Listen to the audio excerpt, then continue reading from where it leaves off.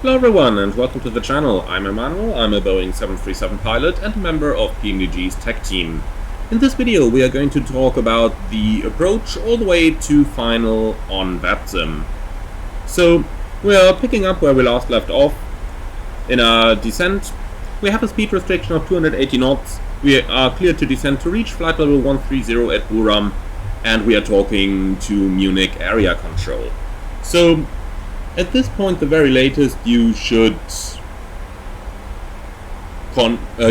definitely listen out to the ATIS. You should have done that in cruise earlier on, but you will need the ATIS identifier when you are going to call air traffic control. The easiest way to do this is just to open up your controller client, so vPilot, find the ATIS in the list of the frequencies and make a double click on it, then you are going to get the text ATIS. Of course, you can also listen to the voice ATIS, so if you want to do that, just tune the ATIS in your second radio, make sure that the knob on the audio control panel to listen to the second radio is turned on, and then you can hear the ATIS as well. However, in real life we have two pilots. One would listen to the ATIS, the other one would handle the active ATC frequency. We can't do that on VATSIM because we are in a single pilot environment, so I would always recommend getting the text ATIS rather than listening to the voice ATIS. And that's because it will enable you to remain on the controller's frequency at all times, since, keep in mind, you are not allowed to actually leave the ATC frequency. Of course, you could ask the controller if you could leave the frequency for a minute to record the ATIS. However, if he's going to grant that or not cannot really be foreseen, so my personal recommendation here, always take the text ATIS and not the voice ATIS. In my particular airline, by the way, we don't even have an ACAS, so we cannot even request data link ATIS, so we'll have to listen to the voice ATIS at any moment. But as said, on VATSIM, if there's not a lot happening on the frequency, maybe you can do it, but be sure that you at no point will miss calls from air traffic control. So we're about 25 miles from the last waypoint of our route, that's Rokill, and eventually we are going to get a clearance for a standard arrival or for a transition. Which one you are going to get is really going to be a little bit dependent. In some cases there may be information about that on the ATIS. You can of course at any time ask the air traffic controller. However, normally on initial contact with approach you will be assigned a standard arrival routing. Depending on the airport, it could happen a little bit earlier as well. So in our case, Rokill is the final fix that we have in our route. So eventually we'll get a clearance. So let's assume that we're being handed over to approach control now. ATC would say something like this: Abilene 4 Uniform X-ray, contact Munich approach 123.9. You read back 123.9, Abilene 4 Uniform X-ray. Dial in the frequency, and when you contact approach, be sure to mention the ATIS identifier that you have, as well as any restrictions. So the call to approach in our case may look something like this: Munich approach, Abilene 4 Uniform X-ray, passing flight level 140, descending flight level 130 to reach at Buram, speed 280 knots, information alpha. Then ATC will give you something like this: Abilene 4 Uniform X-ray, Munich approach identified, descend flight level 100, information alpha is correct, cleared Rokill 08 transition. You will read that back. So, Abilene 4 Uniform X-ray, descending flight level 100, cleared Rokill 08 transition. Now make sure that you have selected that transition. So, you may want to verify it over here. We have Rokill for the ILS 08. And then we can descend via the transition. Also, at any point, be sure that your aircraft is not just going to level you off somewhere. So, in our case, we are cleared to descend flight level 100. But due to the low altitude restrictions that we had and the long route that's remaining over here, we will eventually receive a very shallow descent, so at least use 1,000 feet a minute, and depending on the airport there may even be a rate of descent required. For example, in Munich in the charts it says rate of descent should be at least 1,300 feet a minute.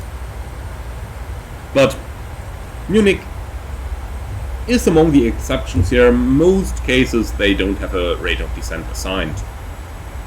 Now let's quickly talk about what you are going to do in case that you do not get any clearance for a stop. So, generally speaking, you will have filed a standard arrival routing with your flight plan.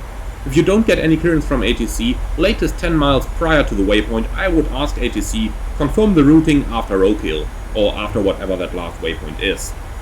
And if you can't reach ATC, then fly the standard arrival that you have filed and follow that arrival all the way to the initial approach fix. At the initial approach fix there will be a holding published, so enter that published holding. In general, the charts are going to give you a little more of an idea over here. Now in most cases air traffic control is eventually going to vector you or send you direct to certain waypoints. For example, we might be sent direct to Delta Mike 420 over here, so ATC will say, Abilene 4 Uniform X-ray, proceed direct Delta Mike 0, correction, Delta Mike 420. Direct Delta Mike 420, Abilene 4 Uniform X-ray. Enter that, and off we go. And eventually at one point you are going to get a radar vector in this example, or you might be sent direct to the final approach fix or any waypoint in front of it. So let's assume Abilene 4 Uniform X-ray, turn left heading 150. Turning left heading 150, Abilene 4 Uniform X-ray. Put the heading in, go to heading select. Now it's important that you are actually going to clean up your flight plan. So in my case I'm entering it direct to Margat, because that is going to give me a vertical guidance. In case of this approach, I now know that I have to increase my descent here a little bit. So we're just reaching our cleared altitude from air traffic control, so if they don't clear us down by themselves, you can always ask Abilene 4 Uniform X-ray, request further descent. And eventually you are going to get it or not, depending on what suits air traffic control. Abilene 4 Uniform X-ray, descent altitude 5000 feet, QNH 1012. Abilene 4 Uniform X-ray, descending 5000 feet, QNH 1012. Dial it in, select a suitable vertical mode, and down we go. Also note, we're passing flight level 100, so speed reduction to 250 knots is mandatory unless otherwise cleared by ATC.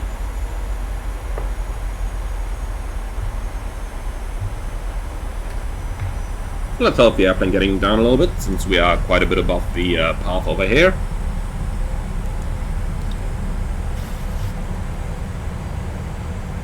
Now, if you are high on profile and you don't think that you will be able to catch the profile, then you can always request additional miles from ATC, so a delayed approach. In that case you would say something like this: Abilene 4 Uniform X-ray, request extra track miles. And in this case, let's say Abilene 4 Uniform X-ray, roger, turn right heading 180.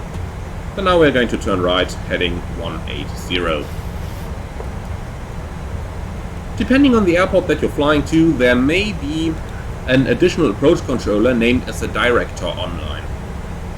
If that is the case, the approach controller is usually handling aircraft all the way to the downwind, and then they're going to hand them off to director, who is going to sort the airplanes in on final, so to say, and get them into the final separation they need for landing.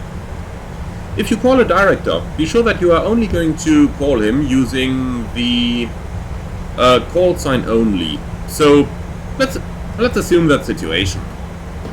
Abilene 4 Uniform X-ray, contact director, frequency 118.9. 118.9, Abilene 4 Uniform X-ray.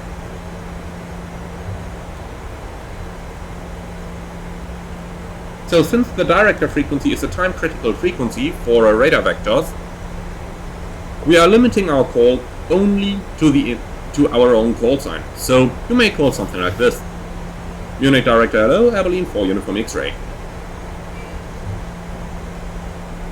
Abilene 4 Uniform X-ray, Munich director hello, expect runway 08 left, turn left heading 080. Expect ILS 08 left, turn left heading 080, Abilene 4 Uniform X-ray.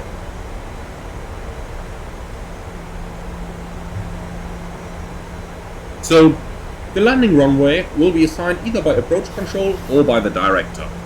In many cases, when a director is online, you are going to get the landing runway from the director and not from the approach controller. However, if you're unsure, you can always ask, and the controller is going to tell you when you are going to get to know which runway you will be landing on. So, if you had asked the approach controller earlier on, he would probably have said something like, the runway will be assigned by director.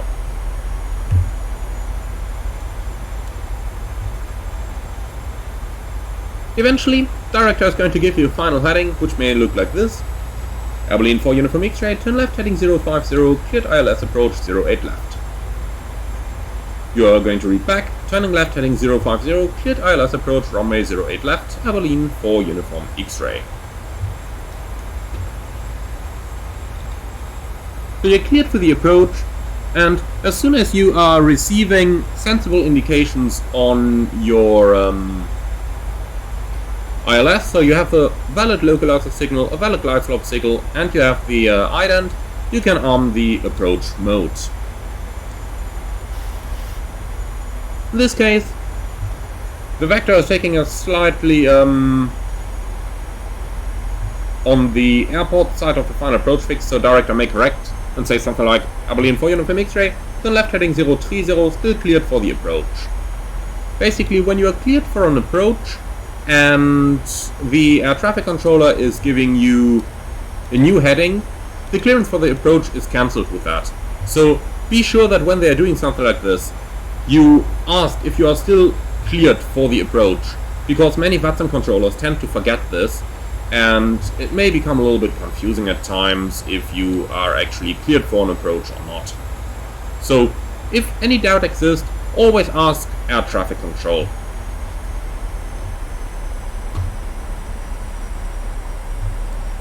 In some cases, air traffic control may ask you to report when you are established on the approach.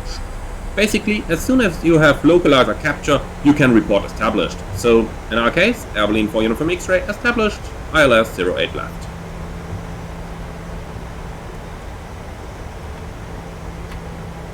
In some cases, you may be assigned a certain airspeed on the approach, and you should fly that speed as accurately as possible. So if ATIS says, Abilene 4 Uniform X-ray, maintain 160 knots until 40 ME, contact tower 120.5. So in this case, we'll maintain 160 knots and we'll try to decelerate as quickly as possible to that speed, and then contact the tower. Now read back to this instruction is going to be Abilene 4 Uniform X-ray, 160 knots until 40 ME, contact tower 120.5. So that is what we are going to do now. And from the call to tower onwards, we'll put this one into a separate video. So thank you very much for joining. I hope that you have found this one interesting. I'm looking forward to see you all again on the next one.